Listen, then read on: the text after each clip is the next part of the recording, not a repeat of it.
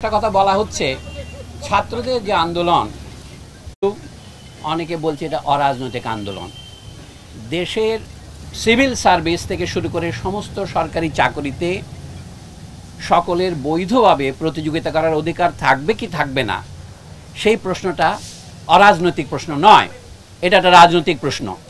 কিন্তু রাজনৈতিক প্রশ্নের রাজনৈতিক সমাধানের দিকে না গিয়ে দেশের সরকার প্রথমে সেইটাকে এক পাশে ঠেলে দিতে চেয়েছে, উপেক্ষা করতে চেয়েছে, পরে যে দমন নীতি অবলম্বন করেছে নিজেদের পেটোয়া বাহিনী দিয়ে, সেটা থেকেই এই হত্যাকাণ্ডের শুরু। আমরা প্রথমেই পরিষ্কার করে বলতে চাই, এই হত্যাকাণ্ড রাষ্ট্রীয় মদতে হয়েছে, রাষ্ট্রীয় বাহিনীর দ্বারা হয়েছে এবং রাষ্ট্রীয় বাহিনীর সহযোগীদের দ্বারা হয়েছে, যাদেরকে আমরা বলতে পারি প্রাইভেট বাহিনী। এর বিশ্বাসযোগ্য তদন্তের জন্য অবশ্যই বর্তমান পরিস্থিতিতে আন্তর্জাতিক তদন্ত দরকার। আমরা আমাদের নিহত, আহত, গুম হওয়া এবং নির্যাতিত জাতীয় জনগণের পক্ষ থেকে সেই দাবিকে অকুণ্ঠ সমর্থন জানাই। দ্বিতীয়ত, এখনও হত্যাকাণ্ডকে অস্বীকার করার জন্য একটা উদাহরণ দিই আপনাদের। গতকাল শোক দিবসের নামে একটা প্রজ্ঞাপন জারি করেছেন মন্ত্রিপরিষদ সচিব। সেখানে দেখবেন নিহত এবং আহতদের জন্য শোক পালনের জন্য কালো ব্যাজ পরিধান করতে বলেছেন।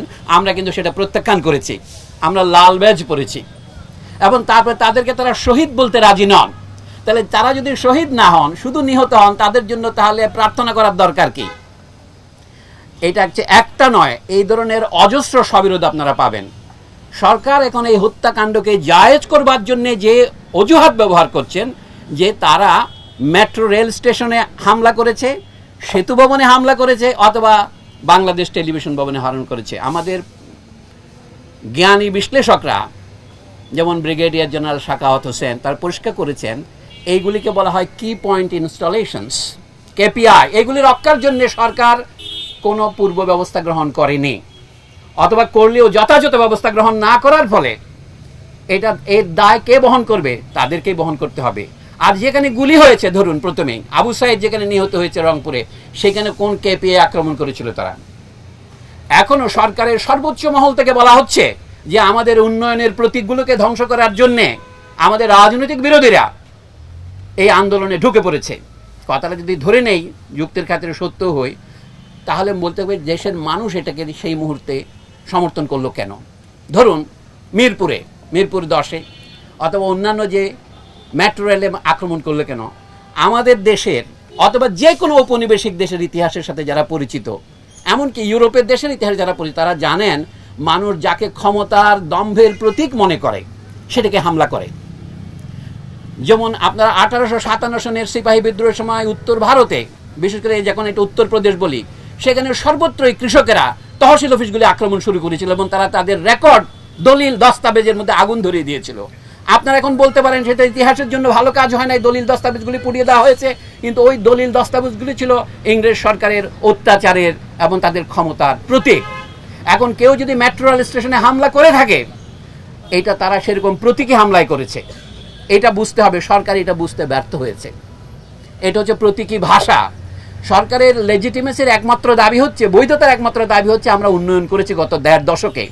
আইয়ুব খান সাহেবের 1 দশক ছিল, এখন শেখ হাসিনার 1.5 দশক হয়েছে। এই উন্নয়নকে মানুষ যে প্রত্যাখ্যান করেছে, সেটা দেখা যায়। ঢাকা শহরের সমস্যাটা কি ছিল? গণযোগাযোগ ব্যবস্থার একটা বৈজ্ঞানিক পদ্ধতি, পাবলিক ট্রান্সপোর্টেশন সিস্টেম, সেটা দিয়ে মেট্রো রেল দিয়ে সেটার সমাধান হবে না। তাদেরই প্রকাশিত তথ্য অনুসারে এটা যখন সম্পূর্ণ চালু হবে, তাকে মাত্র 9% লোক এতে উপকার পাবেন। কাজে এইটাকে প্রতীকী করে দেশের সমস্ত বাজেটের টাকাকে এক খাতে নিয়ে যাওয়া, এই ম্যান্ডেট কে দিয়েছে?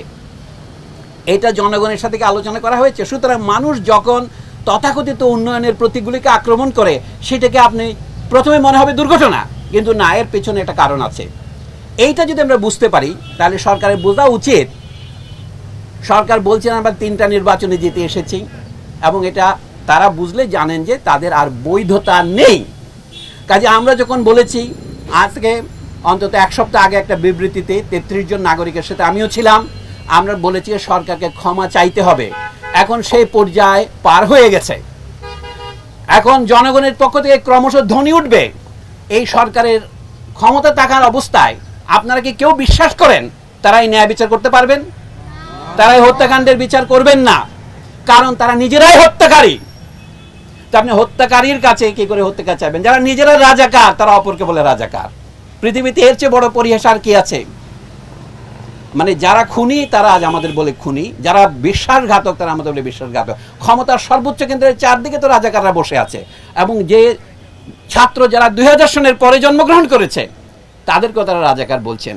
এবং আশ্চর্য লাগে, কোন সরকার যখন অগণতান্ত্রিক, স্বৈরতান্ত্রিক এবং গণবিরোধী হয় তখন দেখা যায় তার যে রসবোধ সম্পূর্ণ হারিয়ে যায়। ছাত্ররা যখন বলেছে তুমি কে আমি কে, রাজাকার রাজাকার, এটা যে তারা ব্যঙ্গ করছে প্রধানমন্ত্রীকে, এই খবর বুঝতে তারা অক্ষম। এইটুকু উদ্ধৃত করে তার বাকিটা বলে না, কে বলেছে কে বলেছে, স্বৈরাচার স্বৈরাচার। আপনাদের মনে আছে আতাউর রহমান খান বলে একজন আওয়ামী রাজনীতিবিদ ছিলেন পাকিস্তান আমলে, তার দুখানা বই আছে, একটা নাম ওজারতির 2 বছর, আর একটা নাম কি স্বৈরাচারের 10 বছর। তো আমরা সেই রেকর্ড অতিক্রম করেছি আমাদের যুগে। আমরা এখানে দাঁড়িয়েছি শুধুমাত্র যারা নিহত হয়েছে তাদের আত্মার মাগফিরাতের জন্য নয়, যারা বেঁচে আছে তাদের আত্মার মাগফিরাতের জন্য। আমাদের মাগফিরাত হচ্ছে, মাগফিরাতের মূল কথা হচ্ছে ক্ষমা, আল্লাহর কাছে ক্ষমা চাওয়া, আল্লাহ গফুরুর রহিম। এবং যারা নিহত এবং আহত এবং যারা নির্যাতিত, এখন নিপীড়িত এবং যারা পলাতক, আমরা তাদের প্রতিকার চাই। এবং তাই প্রতিকার সম্ভব হবে যখন দেশের সমগ্র জনগণ ওদের মতোই বেরিয়ে আসবে। বলা হচ্ছে এটা শুধু ছাত্র যুবকদের আন্দোলন, আসলে এটা ছাত্র যুবকদের আন্দোলন নয়, এটা সারা দেশের আন্দোলনে পরিণত হয়েছে এবং পরিণত হতে চলেছে। আন্দোলন বন্ধ হয় নাই, আন্দোলন বন্ধ হবে না। আমরা আজকে শিক্ষক হিসেবে দাঁড়িয়েছি, কিন্তু আমরা শিক্ষকতার বাইরেও আমাদের সামাজিক ভূমিকা আছে। আমরা তো ভোটারও বটেই। এবং সবচেয়ে আমি একটা আত্মসমালোচনা করব, আমরা আমাদের যথাযথ ভূমিকা পালন করিনি। একটা কথা আপনাদের বলি, আমাদের একটা ধারণা ছিল বেসরকারি বিশ্ববিদ্যালয়ের ছেলে মেয়েগুলো ফার্মের মুরগি, ওরা রাজনীতি করে না, এটা ঠিক, ওদেরকে রাজনীতি করতে দেওয়া হয় না, উৎসাহিত করা হয় না। আজকে আমরা অবাক হলাম যখন সরকারি বা পাবলিক বিশ্ববিদ্যালয়গুলিতে সরকারি বাহিনীর হামলার ফলে সাধারণ ছাত্ররা জেগে উঠলো তাদের বিরুদ্ধে। তারা যখন পরাজয়ের মুখে তখন তাদেরকে সরিয়ে নিয়ে রাষ্ট্রীয় বাহিনী ঢুকিয়ে দেওয়া হলো, এবং তখনই দেখা গেলো আন্দোলন ছড়িয়ে পড়লো। শুধু কি ঢাকার প্রাইভেট বিশ্ববিদ্যালয়গুলিতে না, সারা দেশেতে ছড়িয়ে পড়লো। 69-এর গণ অভ্যুত্থান নিয়ে আমরা অনেক গৌরব করি, 52 সনের ভাষা আন্দোলন নিয়ে আমরা অনেক গৌরব করি। ভাষা আন্দোলনে 5-6 জন নিহত হয়েছিলেন একদিন দুদিনে, 21শে ফেব্রুয়ারি, 22শে ফেব্রুয়ারি, বিভিন্ন জায়গায় পুলিশ নির্যাতন হয়েছিল।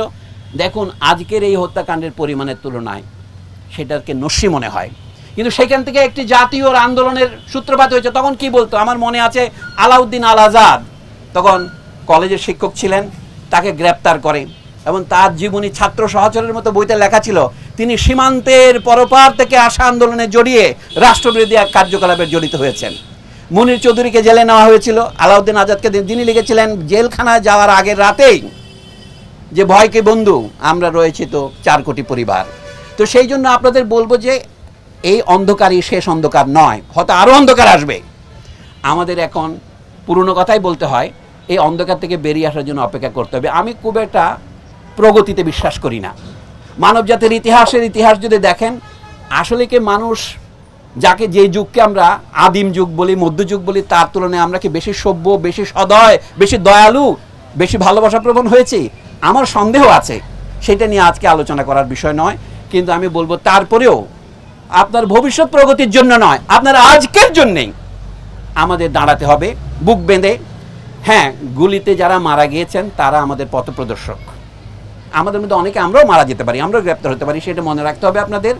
আমরা আজকে শেষ মুহূর্তে আমি এটাই বলবো, এই সমাবেশ অতি ক্ষুদ্র সমাবেশ এটা, কিন্তু এটা সংহতি সমাবেশ। আমরা বিশাল জনস্রোতের সঙ্গে আছি, কিন্তু আমরা ভেসে যাওয়ার জন্য আসিনি।